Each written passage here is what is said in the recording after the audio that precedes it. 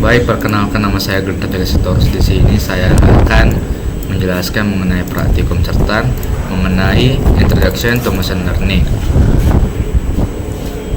Baik, di sini langsung buka aja VS Code.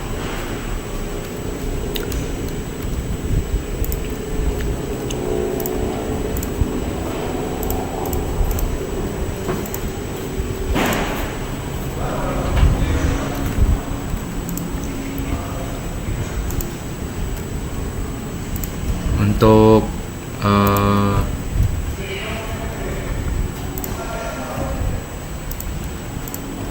langsung aja sih ke tugasnya aja. Di sini saya akan menjelaskan analisis key fault. Ini metode untuk menguji tes error, di mana memutar bagian mana yang dijadikan data latih dan uji. Caranya, untuk langkah pertama, seluruh data dia dibagi secara acak menjadi K bagian, ukurnya kurang lebih sama dengan D1, D2 dan sampai DK.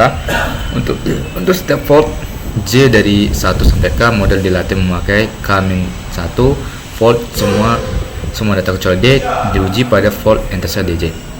Nah, proses ini kita dapatkan error fault J, misalnya ED. Setelah semua fault pernah menjadi data uji, nilai error dari semua fault kita rata-ratakan sehingga didapatkan estimasi tes error keseluruhan. Ini metode ini dianggap memberikan estimasi error yang lebih baik karena setiap data ini pernah berperan sebagai data uji sekali dan data latih di iterasi yang lain, sehingga evaluasi tidak bergantung pada satu kali pembagian train test yang bisa kurang beruntung. Nah, rata-rata error dari K percobaan membuat hasilnya lebih stabil karena dia variabelnya lebih kecil dan memanfaatkan data yang terbatas secara lebih efisien, sehingga estimasi performa model pada data baru menjadi lebih representatif. Nah, di tugas selanjutnya itu diminta diberikan studi kasus di mana total email 100, email spamnya itu 150 TP, email spam yang terdeteksi bukan spam itu 50 FN, yang email bukan spam terdeteksi spam itu 20, email bukan spam tapi tidak terdeteksi bukan spam itu 380. Nah, di sini kita diminta untuk menghitung akurasi, presisi, recall dan spesifikasinya secara manual. Nah, di sini untuk akurasi itu formulanya TP tambah TN per TP plus TN plus PP plus VN. Nah, di sini kan 150 ditambah TN-nya 780, ini ditambah nanti per 150 TP-nya tadi tambah 780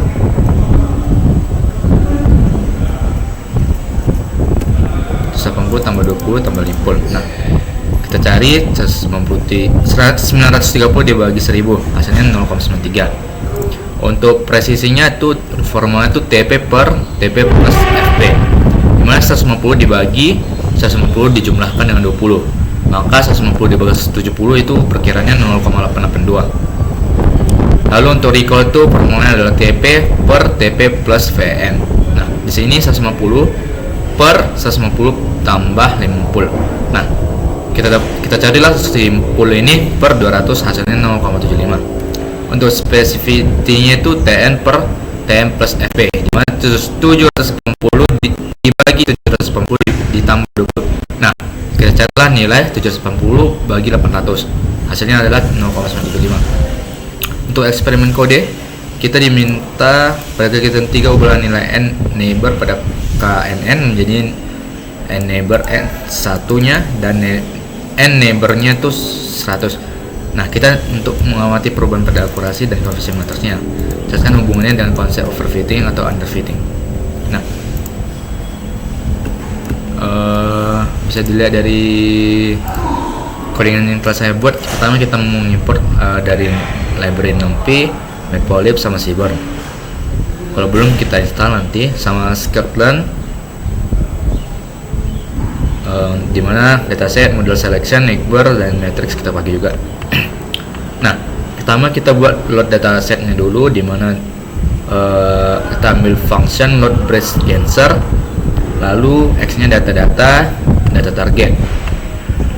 Nah, di sini X-test, Y-train, Y-test ini kita ambil dari function train test split, dimana data yang diuji itu kita bagi X, Y, terus test size nya itu 0,2, random state nya itu 0,2. Nah, untuk melatih model dimana k-nearest neighbor K95 dari latihan kita ambil jadi KNN dan kita sesuaikan dengan X-train dan Y-train nya. Nah, kita buat sebuah kita ambil function predict untuk memprediksi si nilai Y nya, lalu kita ambil matrix confusion nya untuk mengevaluasi dengan confusion matrix. Nah, untuk visualisasinya bisa teman-teman lihat di mana PLT figure dengan ukurannya 6 sampai 6,5. Heatmapnya bisa teman-teman lihat juga. Untuk perhitungan metrik ini manual sudah sesuai dengan latihan yang diminta. Lalu ini formulanya, kalau misalkan buat dalam codingan TP plus TN bagi TP TN FP tambah FN. Nah, kalau untuk posisi TP per TP plus FP, TP dibagi TP plus FN, TN bagi TN plus VP. Nah, kita cetak, lalu nah ini untuk yang bagian tugasnya, dimana K nya itu 1, 5, dan 100. Di sini bisa teman-teman lihat dimana confusion matrixnya itu kita ambil dari Y-test dan Y-prediction tugas. Lalu untuk akurasi skor kita ambil dari Y-test dan Y-prediction tugas. Untuk presisi skornya Y-test diambil dan Y-prediction tugasnya diambil. Untuk recall store itu functionnya kita pakai kita ambil dari data Y-test dan Y-prediction tugas.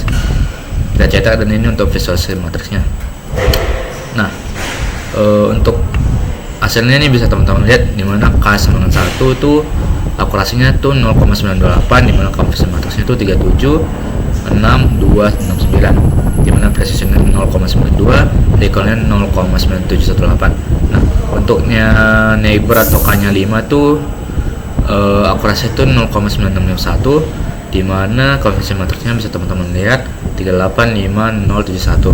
Nah, untuk precisionnya 0,9342, recall itu 1. Nah, untuk neighbor atau K nya 100 itu akurasinya tuh 0,9474, dimana confusion matriksnya tuh 376,071, dan untuk presisinya 0,9221 dan recallnya 1.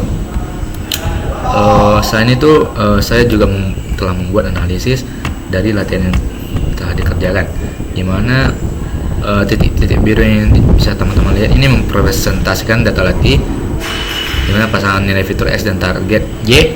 Ini model regresi linear FX yang diperoleh dengan metode least square error, yaitu memilih garis yang meminimalkan jumlah kuadrat selisih antar nilai prediksi dan nilai sebenarnya. Dengan demikian, garis tersebut menjadi estimasi terbaik dari hubungan linear.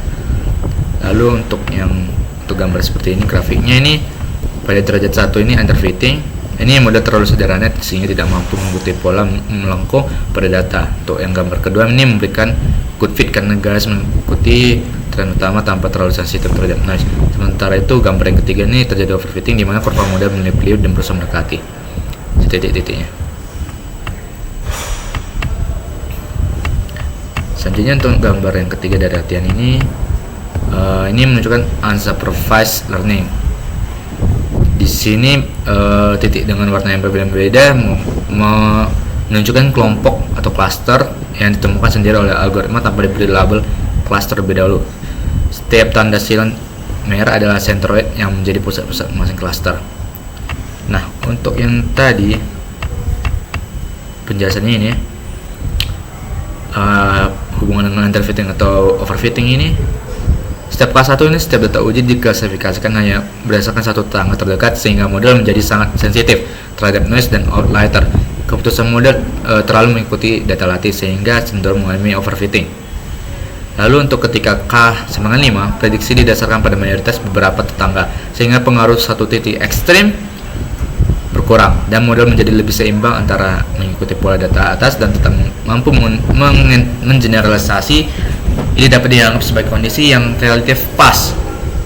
Sebaliknya pada K100 ini sangat banyak tetangga sehingga pada pola lokal yang penting bisa hilang karena dirata-ratakan oleh mayoritas, sehingga model menjadi terlalu sederhana dan tidak mampu menangkap struktur data yang benarnya, sehingga terjadi peristiwa underfitting.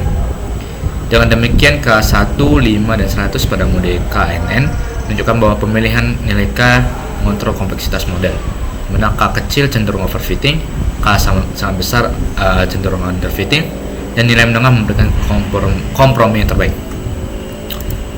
Di sini saya belajar mengenai gambaran umum tentang machine learning, mulai dari supervised learning dengan regresi linear untuk memodelkan antara fitur target lalu memenuhi konsep underfitting dan overfitting, melalui regresi polinomial dengan derajat yang berbeda. Di sini saya juga mencoba telah mempraktikkan KNN untuk mengklasifikasi dan menganalisis performa dengan conversion matrixnya, serta metrik akurasi, presisi, recall, dan spesifikasi. Platform ini juga membantu saya memahami tidak hanya cara menjalankan kode, tetapi juga bagaimana menilai kualitas sebuah model dan pentingnya keseimbangan antara kompleksitas model dan kemampuan generasi ke data baru. Sekian dari penjelasan saya. Jika ada kesalahan, saya mohon maaf. Sekian dan terima kasih.